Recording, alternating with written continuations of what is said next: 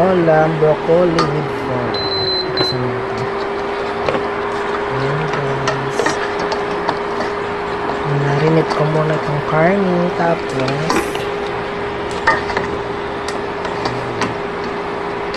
yung broccoli, binabad ko muna sa maalat na tubig para saglit na lang siya guys.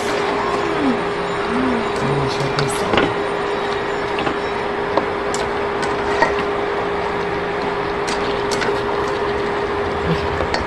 Sobra na sa beef. Palis.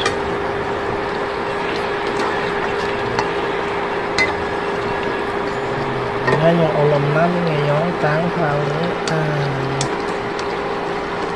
Guys. Sino ba naman ang hindi magpapasarap sa ulam ito? Sigurado magtatapat ang aming kulit.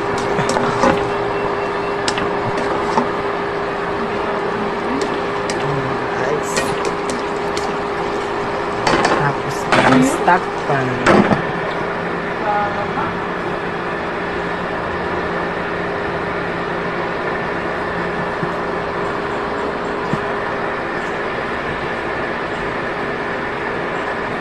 Thank you.